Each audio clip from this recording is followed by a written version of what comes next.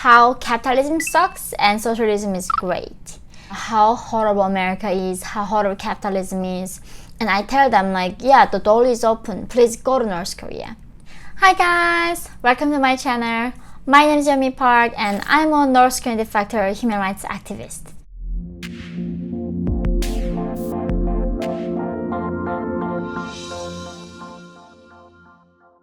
So today I have decided to do this video about what would it like to be immigrating into North Korea. So you would be surprised why am I covering this topic. Let me tell you. So I've been working as a freedom defender and human rights activist a while. And along that journey, I met so many people telling me that how capitalism sucks and socialism is great. And I was telling them, then why don't you immigrate to North Korea? The door is open. In America, they give you passport. You can go anywhere you want. And then a lot of them said, yeah, I would. And then I never seen any of them actually left America yet. So here is a video. I'm going to help them and you to understand what would happen to you when you immigrate to North Korea. Because, I mean, we have heard the stories from defectors who escaped from North Korea to freedom. But for them, they had to escape because the regime puts the wire fences and landmines with the machine guns preventing anybody escape. But when you go to North Korea, it is a lot easier process. You don't have to escape. So basically, if you're American, Canadian, or European, you can get a passport. And if your country allows you to get a passport, go to China. And from Beijing, there is an airline called the Goryeo Airway. You can take that to Pyongyang directly. If you are too poor, cannot do that, then go to China again. Go to Dandong, where the border town that with North Korea. Just cross the river to North Korea, and then soldiers gonna capture you, and then ask you why you are there, and then you can tell them, I'm here to immigrate. So that is the simple process of getting to North Korea. And from here on, I'm gonna tell you what you can expect when you escape to or immigrate to North Korea. So number one, expect that there is no gender equality in North Korea. There is no even word for feminism. I never even knew that what equality meant when I came out.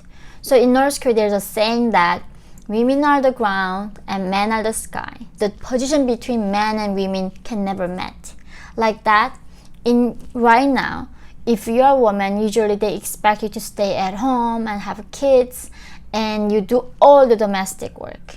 And men are the ones who are in the most key positions, and I never even heard that women can run for president.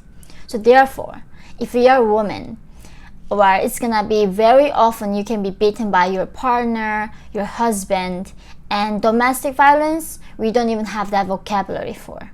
So this directly relates to number two. There's no 911 or there's no police line you can call for help.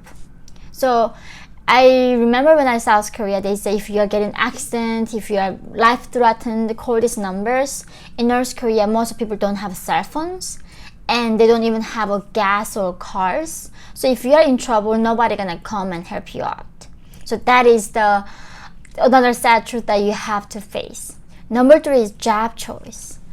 Maybe you would think, in the West, you have to be qualified for a job, you have to apply for it, you have to get past it. But when you go there, regime gonna tell you, exactly what you do.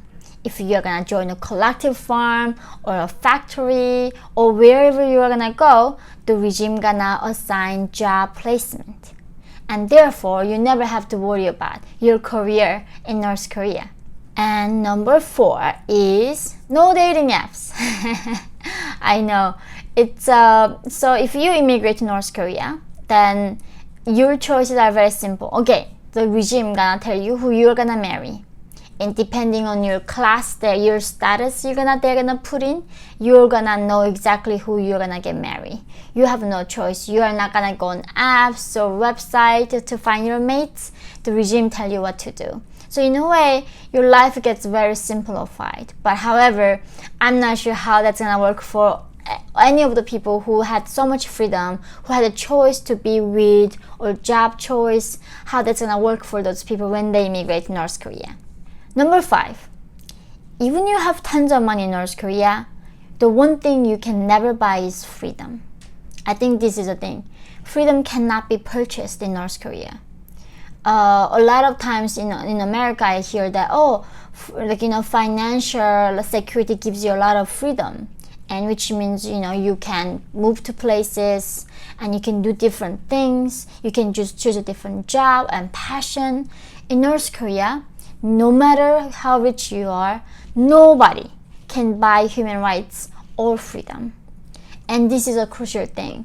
Even if you go to that country and then regime gonna treat you in a special way, you are still not gonna have a freedom for your hairstyle, your clothes, or the freedom of movement. You are never gonna get any of that. But it makes maybe that you are gonna be not starving from the death because you maybe bring your money with you. When you bring lots of money with you, regime will confiscate a lot of it. However, they might give you the 10 to 20% of what you bring to the country. And afterwards, they are gonna let you set up a contact information from the people who are outside of North Korea. So then you can beg your relatives send you money, then regime takes 90% of it and then give you 10%. So this has been the very same tactic that regime used. There were times a lot of Japanese went to immigrate to North Korea because they thought, North Korea was this socialist paradise when everybody was equal, everybody was happy, everything was free. And there were also people, some Americans even immigrate to North Korea. Not only that, some South Koreans who were criminals, and if you had a lot of debt, right, the one place that debt collector cannot come is North Korea. So therefore, a lot of South Koreans who had tons of debt, who couldn't pay for it, they immigrate to North Korea, so they didn't have to pay the debt.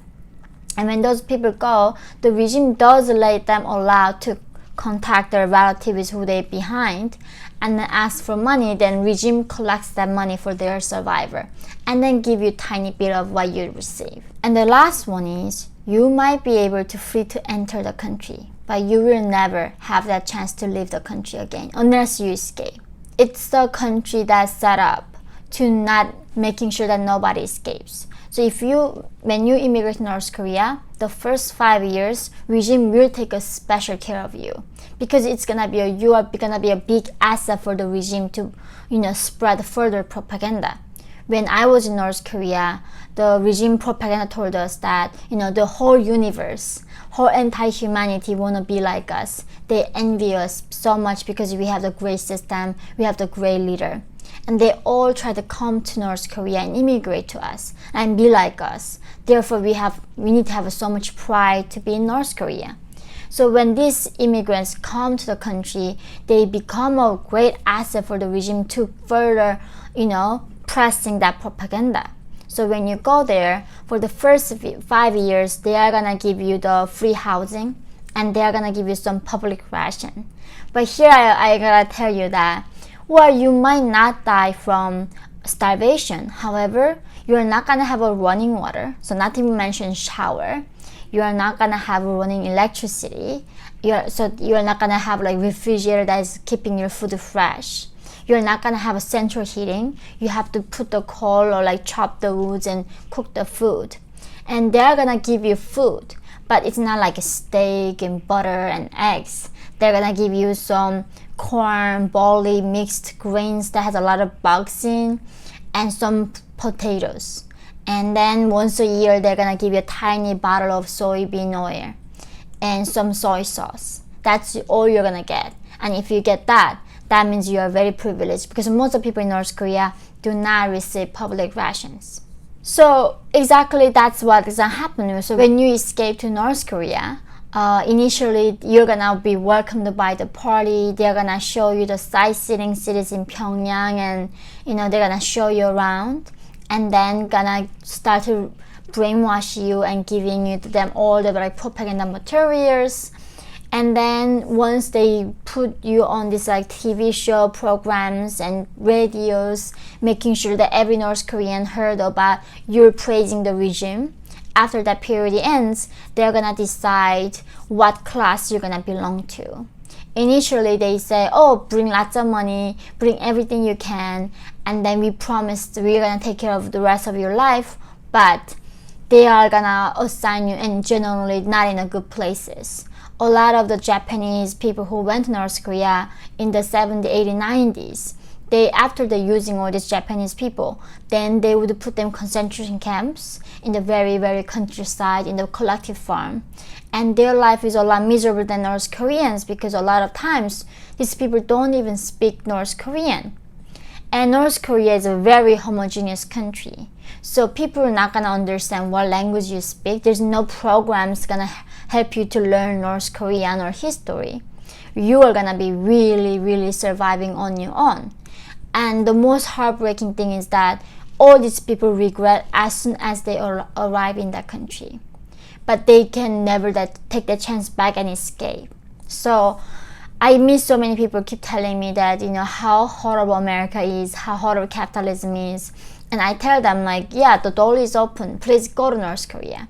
Well, I care about all the human beings. As much as I tell them, like, it's your freedom to go, your life is not gonna be anything like what you have right now. You're gonna be forever doomed if you make that choice.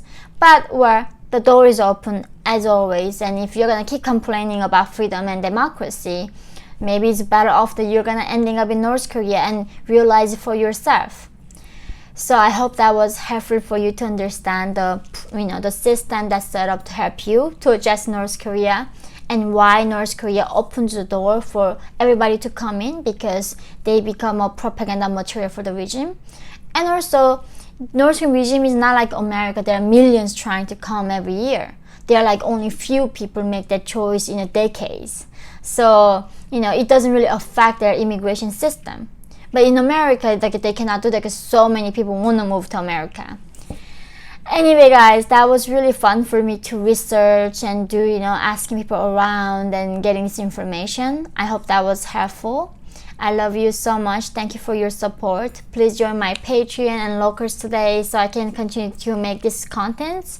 And I look forward to seeing all of you soon. Love you guys, and bye.